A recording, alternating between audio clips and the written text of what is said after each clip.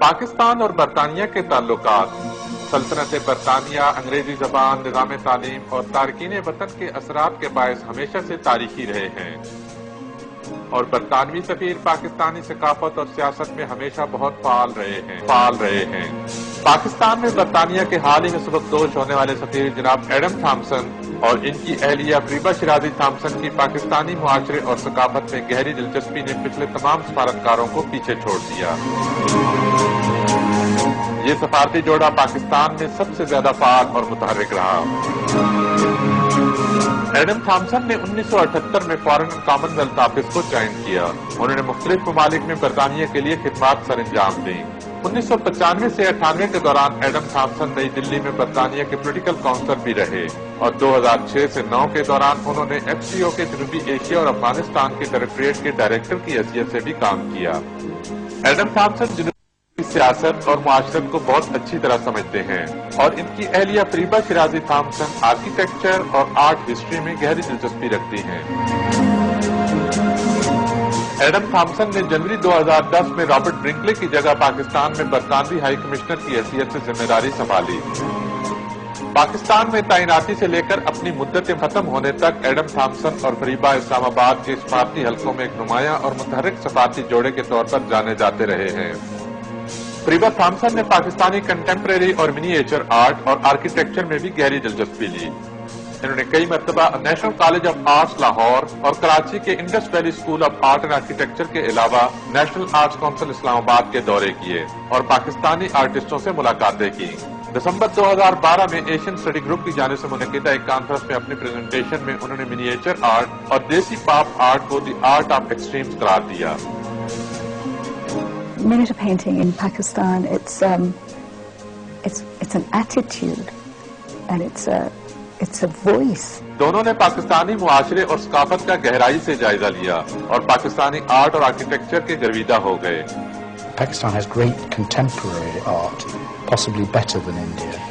Miniature painting in Pakistan is no longer a tiny little thing. It's on walls and floors, and it's in fabrics. آئیے Adam Thomson کی 4 سالہ مدت کے ختم ہونے پر ان کے پاکستان سے متعلق جذبات اور ہونے والے تجربات کے بارے میں جانتے ہیں۔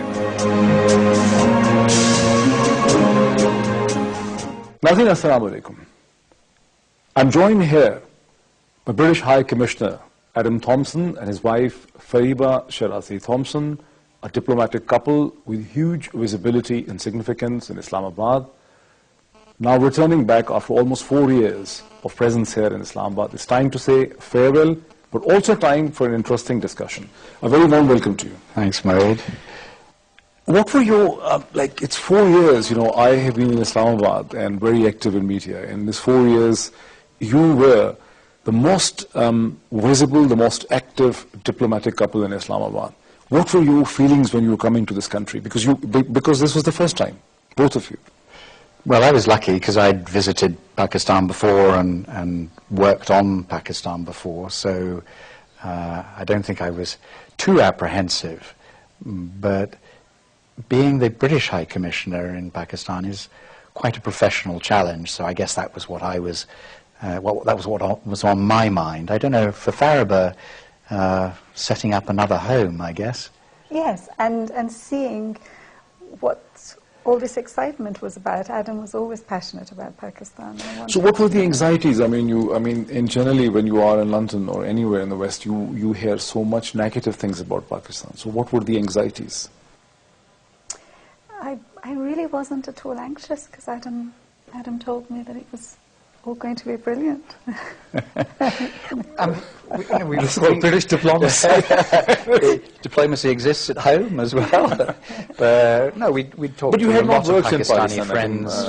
You had not worked in Pakistan? No, but I had worked in the region before, and as I say, I had worked on Pakistan, I'd visited Pakistan before. We knew Pakistanis, we had Pakistani friends, so we had some idea about what to expect. What were the challenges? What you were thinking that would be the key challenges when you were coming here? Well, for me, the biggest challenge is a professional one, is making a difference here for Britain and for Pakistan. I suspect for Fareeha it is the challenge of reinventing yourself yet again. Is that fair, Sweet? It's absolutely, but also when we arrived here in January 2010, this was a no-child post. So we arrived thinking that our children would never be able to visit us here. But they have been visiting They you. have, yeah, things changed. It was fantastic. So we've had wonderful holidays. In fact, you travelled on to northern areas with them, I think. No, not quite. We went to Murray. That's it. We tried. No. So, We drove to Lahore. but Fareeha, what were the other experiences before visiting? What were the other countries you were before coming to Pakistan? Well, we met in India. We lived together in Brussels. We served in Washington, New Delhi again, and New York. No, I'm just sort of up for anything. Really. When you first met in New Delhi, when? Oh, January 1982. Mm-hmm. So quite a while ago. So what were you doing there? I assume Madam must have been a diplomat there. No, actually he wasn't. He was visiting his parents. Yeah, I was on holiday from my job in the British Embassy in Moscow. The Indian winter is a lot nicer than the Soviet one, believe me. So what were you doing? I was visiting my sister who lived in Delhi at the time, and learned French, learned English. I had a wonderful Scottish teacher in Delhi. Since you have lived in India, and India and Pakistan are supposed to be very similar yet different, what do you think, after living in Pakistan and after living in India, in what respects you found, from your experience, the Indian society being similar to the Pakistani society? They're very similar, really. But maybe it's because of my personal experience that I felt welcome in both places. I was very happy in both. We had more freedom to travel in India, but then the children were little, and so we couldn't really travel. What are the differences? Well, I don't know. I'm tempted to use the phrase that somebody used of Britain and the United States, two nations divided by a common language, that actually there's a tremendous amount in common between Pakistan and India. We've found, maybe it's just the role we've been playing, but we found Pakistan very warm, very open, very easy to engage with, and that's been an absolute delight. So we're lucky. We actually met at a Sarod recital in New Delhi. We're both therefore very fond of, have always been, of the classical traditions of the subcontinent. Wonderful music, wonderful civilizations. Pakistan doesn't dwell enough on its rich pre-partition history, in my view. But it's also true, and we've spent a lot of time here in Pakistan celebrating it. Pakistan has great contemporary art, possibly better than India. What other regions of Pakistan and cities you spent more time after Islamabad? Well, as Fareeha was saying, we haven't travelled as much as we should have, or as we would have liked to. So it's mostly been Karachi and Lahore, two completely amazing South Asian cities in their very different ways. And how do you compare them, Fareeha? Oh, they're so different. They're so different. So different. In what respect? Oh gosh, Lahore is my favorite city. I can't hide it. It's. What is the thing that inspires you about Lahore? Why do you like Lahore so much? I think it's the architecture. It's the architecture. And I relate to it as an Iranian as well. I love it. And that sense of sort of excess, and it's a little too decadent, a little over the top. But I look at the elegance of the ladies and the way people care about food and interiors and elegance of the gardens. ladies is a very interesting term. Yes, absolutely, yes. Adam, how do you compare the feverish energy in Karachi with the history and the imperial background of Lahore.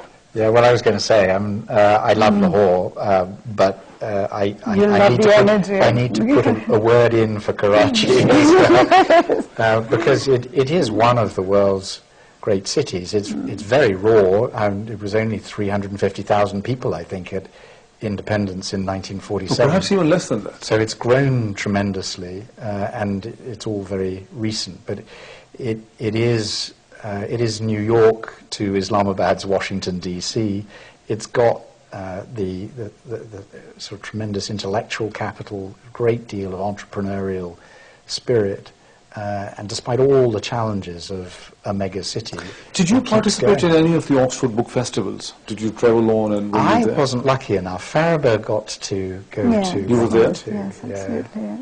And was it an experience worth being there? Absolutely. Yes, I made all my friends jealous. Told everyone about it. It's absolutely. I think in one of the instances when I interviewed William Dalrymple, he was also for the festival or something. Yes, he'd come, well, probably not the time you interviewed him, but he has come for the festival. And that's been, if I may just blow a little British trumpet, the British Council was the moving spirit for the Karachi Literature Festival, and others have taken off inspired by that example. So we can celebrate Pakistan's contemporary literature, which is cutting edge, exciting, vibrant.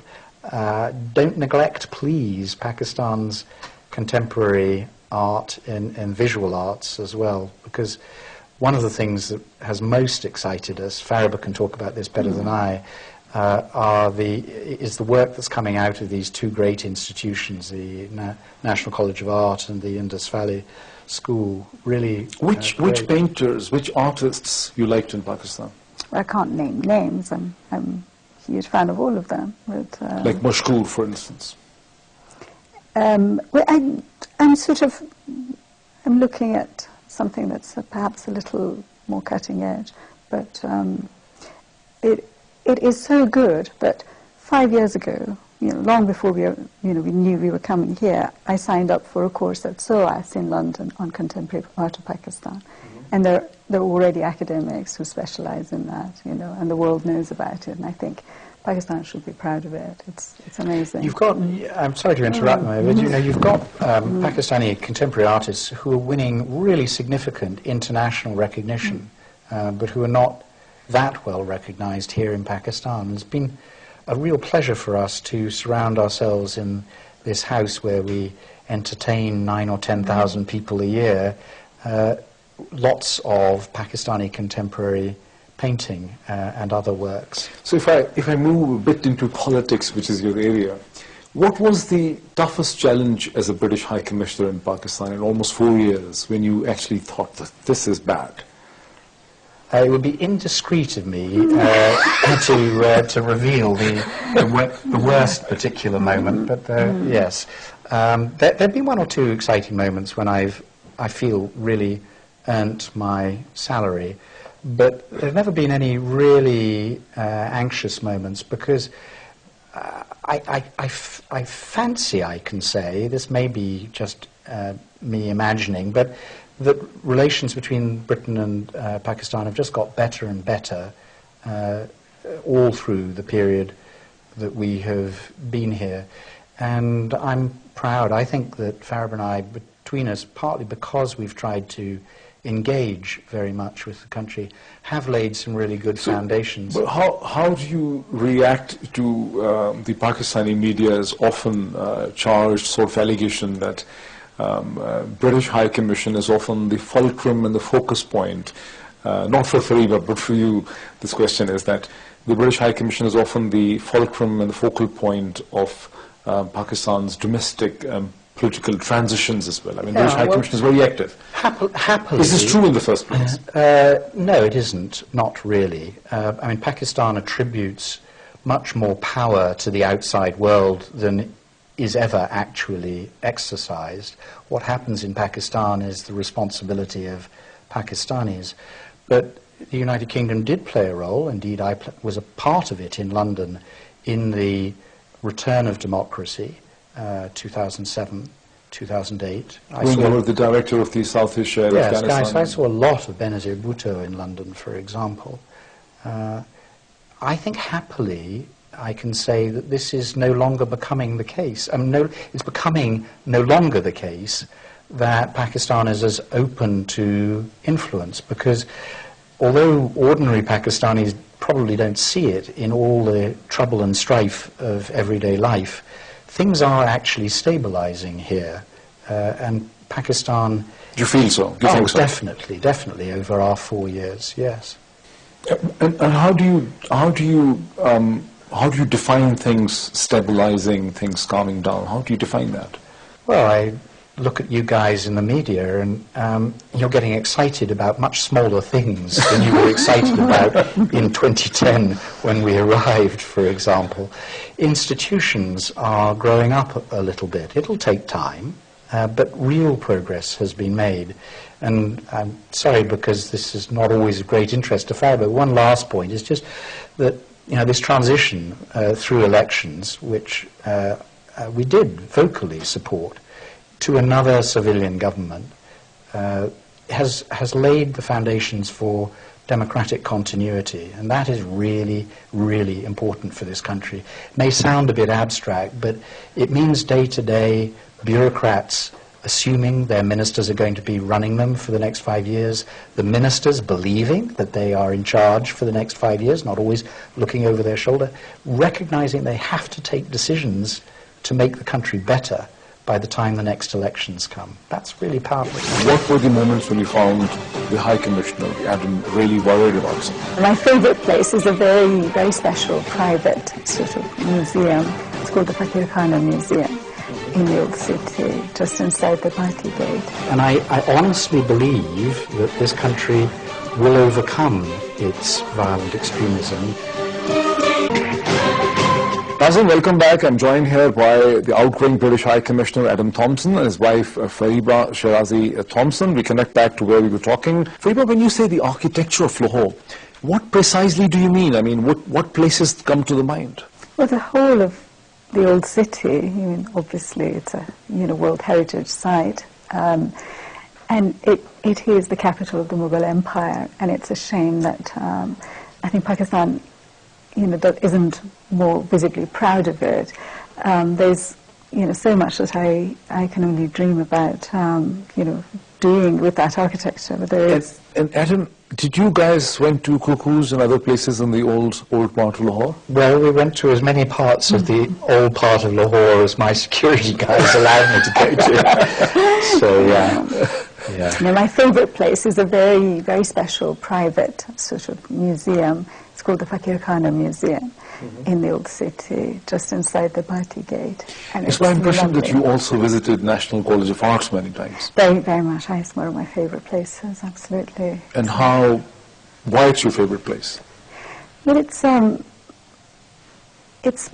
where this incredible art of miniature painting is taught. The old-fashioned sort of medieval way, but not just technically, but also in the sort of ideological way. There's this sort of ustad and shagird sort of relationship, and there's a proper maktab, there's a proper school of miniature painting that, there's nothing like that in the region. How do you compare, when you visited NCA so many times, how do you compare this miniature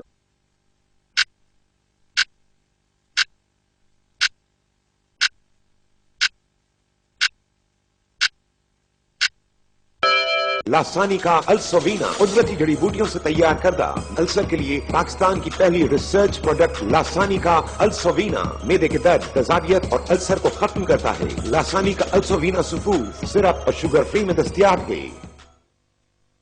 You compare it with the art form in Iran. I mean, what are the similarities and what are the differences? I think miniature painting in Iran is more decorative, really, whereas in Pakistan it's an attitude, and it's a voice that and it's really it's cutting edge. It is political, and it's also spilling out beyond its miniature borders. So miniature painting in Pakistan is no longer a tiny little thing. It's on walls and floors, and it's in fabrics and huge wall hangings. So it's part of an explosion of culture that this society is somehow managing to generate. Isn't it interesting that an outsider sees so much more which someone who's living there would not actually see it? I mean, I have never realized that miniature art is saying so much. Yeah, well, my point. But you know, the Desi pop that's coming out of Karachi is equally important. And The pop culture, you said. But it's sort of very much the sort of Desi pop art that's coming out of a school like the Indus Valley. Very, like Rashid Rana's work. I mean, he's not a miniature painter. He's using images, photo collages, but it's very much with the knowledge of the miniature in the background. And what about the music? It's true that Pakistani music is mostly not in English, but were you ever touched by the music in Pakistan? Did you experience some of the music here? Oh, absolutely, yeah. Yes, no, we're huge fans of the qawwals of Pakistan, for example. And especially, if I'm lucky and they sing in Persian, I particularly enjoy that. So there's a huge span. Again, I don't think people really celebrate it enough. But from traditional qawwals, for example, which we very much enjoy and celebrate, right through to the fun of meeting and talking to Pakistani rap artists. There's much more going on in Pakistan than the rest of the world realizes. Did you ever organize a music event which was purely with Pakistani music here? Sure. In the High Commission? Sure. What was that? Well, we're doing one before we leave with Qawwali music for our friends and others here in Islamabad. That's one example.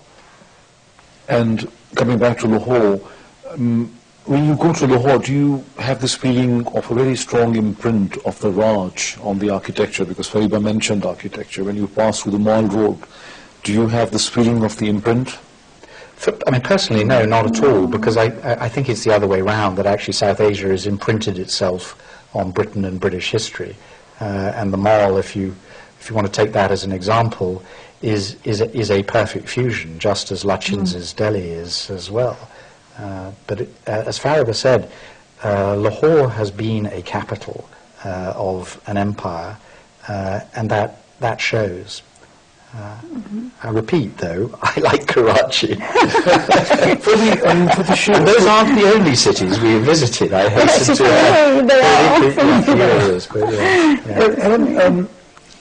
people, not exactly politics, but in general people think that the British High Commission is a fulcrum of so much that goes on to Pakistani politics.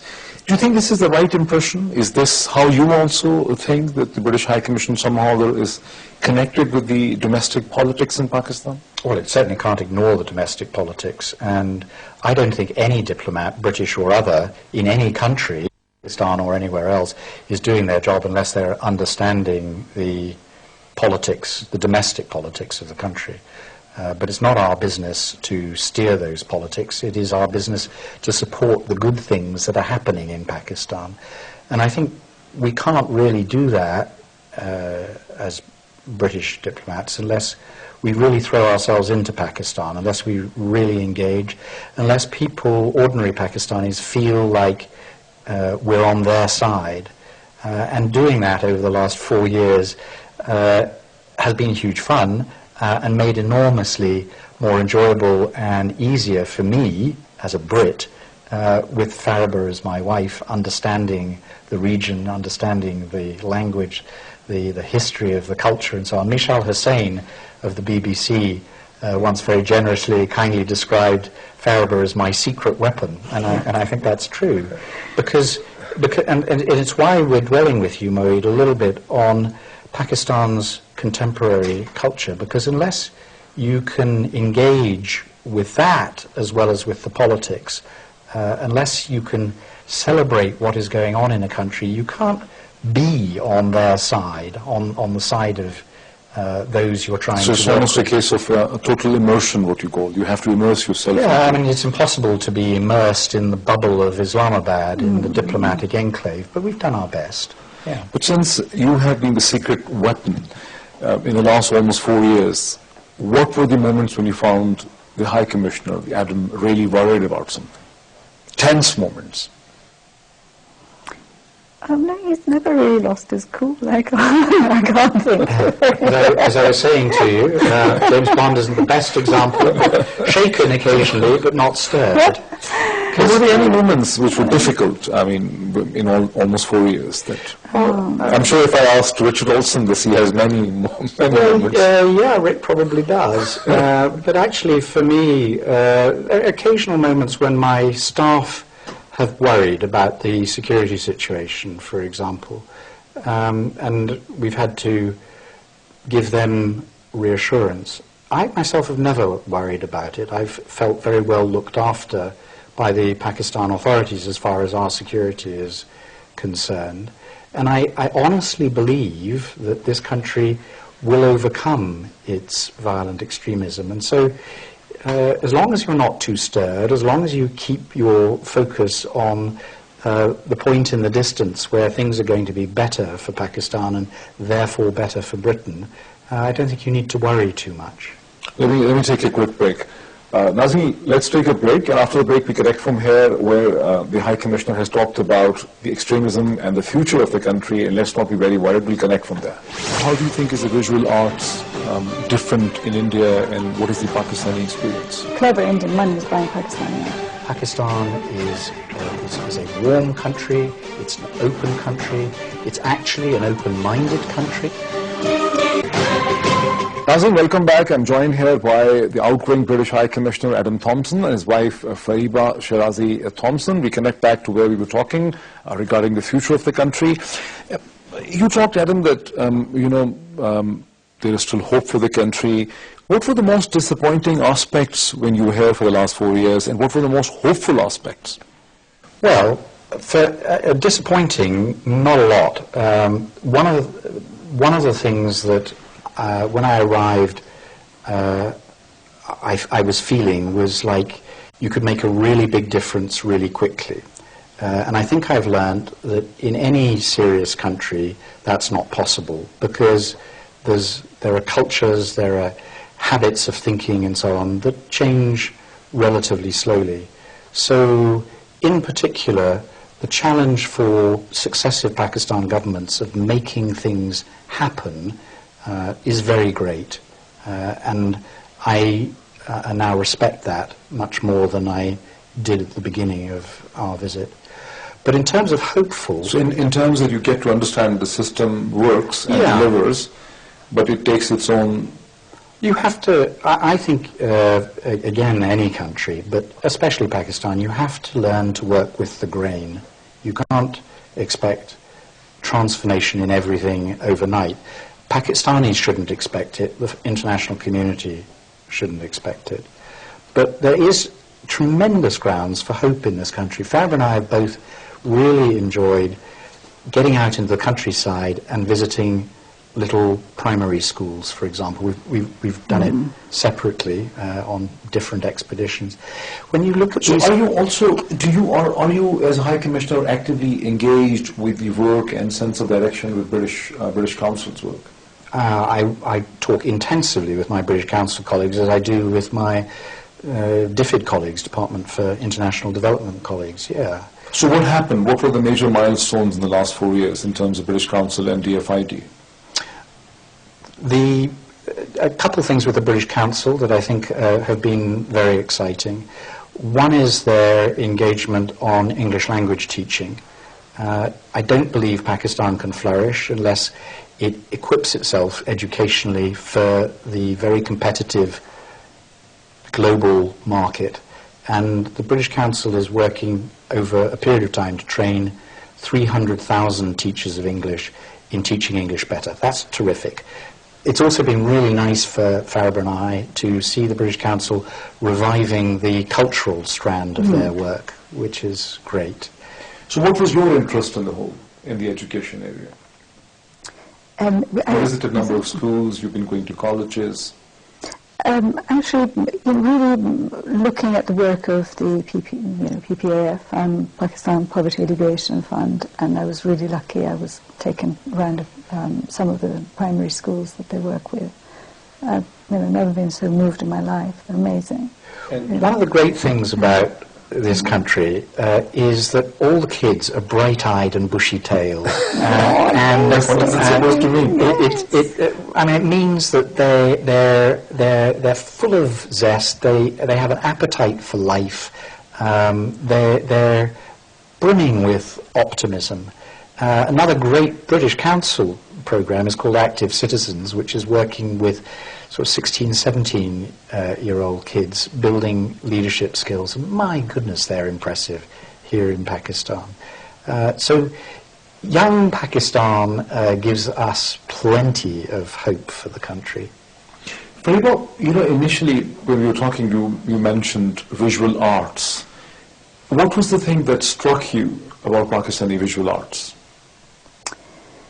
With the subject, the technical excellence, the dedication of the artists, they're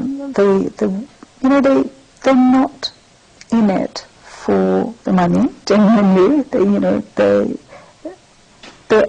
all the young artists I meet are interested in growing and developing, and it's wonderful that the galleries that they work with or the teachers are giving them that space. Adam, but both of you also lived in India. How do you think is the visual arts different in India, and what is the Pakistani experience? Well, I'm not sure I'm completely up to speed any longer with what's going on in India. I can tell you that clever Indian money is buying Pakistani art. There you go. And also about the textiles you were mentioning that textiles are a particular passion of mine, and I've worked on textiles, commercial fields like an auction house or museums, and the textiles of Pakistan are phenomenal. Really, every village has a different stitch, has a different color palette. I wish I was able to travel and record things. Every village, you said every village has a different color palette. You mean that every village is producing something which is a little bit different from the one next door? It's absolutely, astonishing. The different communities, obviously, produce totally different things. And this is your observation in mostly Punjab, or you? Actually in Sindh as well. There are Hindu communities in Sindh that have the world's most beautiful textiles. There was an exhibition at the V&A some years ago. It was called The Colours of the Indus, and the V&A are now organising an exhibition of Indian textiles. And if I have any influence, I want to make sure that they don't limit it to the borders of India. What Fareeha is talking, Adam, this doesn't fall into any of the areas of interest with British Council, for instance, or does it? Probably not, but it does fall into my area of interest, because if you're going to do justice by a country, you need to do your best to understand it. And as I say, Fareeha is my secret weapon on that. So here she is talking about the tremendous cultural diversity that Pakistan has that is not at all well recognized outside Pakistan. Why do you think so? Why is it so? Well, because Pakistan gets stereotyped in the international media for very understandable reasons of violence, terrorism and so on, from which this country has suffered terribly. But it isn't the whole story about Pakistan. It's only a tiny fraction of the story about Pakistan, either in terms of Pakistan's history and the richness of that, or in the breadth of Pakistan's cultural and social diversity. And if you want to make a difference in a country, you need to understand its diversity and be able to engage with that. What will you advise the Pakistanis, my viewers, that some of the understandable problems, for instance, of terrorism might take a while before they settle down. But what can Pakistanis do to let the world understand Pakistan, its plurality, its diversity, its depth better? Well, I'd say, because I've done quite a lot of this myself back in the United Kingdom, is tell Pakistan's story with confidence. There are good things to be said about this country, many good things. We've been talking about some of them in this discussion. Tell that story to the world and tell it often, because you need to break through this stereotype and get people to appreciate that Pakistan is a warm country, it's an open country, it's actually an open-minded country, although that is not often the perception. It's a country where the international community can do business. It's a country that we can work with. And I think appreciating its diversity, its artists. Just connecting with this, the last question, just connecting with what you were talking right now. I assume you are going to Brussels from here to the European Union. You're not taking an assignment in London. You're going to... We will find ourselves in Brussels in due course, yes, that's right. Although not at the European Union, I hasten to add. But it's going to be impossible ever to leave Pakistan behind for either of us, I think. We'll have friends here. I'm sure they'll visit us. We'll follow what is going on in this country. Inshallah, if I survive the diplomatic service and go on to another career, I fully expect it will have a Pakistan dimension to it. Yeah, exactly. This is where I wanted to, that in your next assignments, your learning of Pakistan, what you learned about Pakistan, maybe you also get an opportunity to further the understanding about Pakistan. Oh, absolutely, yes. No, and you can't, and this isn't just the British ambassador speaking. I think it's true for all the internationals in Pakistan. You get passionate about Pakistan, and so I'm very sure that wherever I am, I will be doing my best to be, if you like, an ambassador for Pakistan, explaining this country and its values and why we should value it. Absolutely. Thank you so much, Adam. Thank you, Fareeha. Thank you for joining us today. Nazreen, you were watching our discussion with the outgoing British High Commissioner, Adam Thompson, and his wife, Fareeha Shirazi Thompson. Almost 4 years in Pakistan, a very interesting time period, a very visible couple, diplomatic. You watched this discussion. I hope you liked it.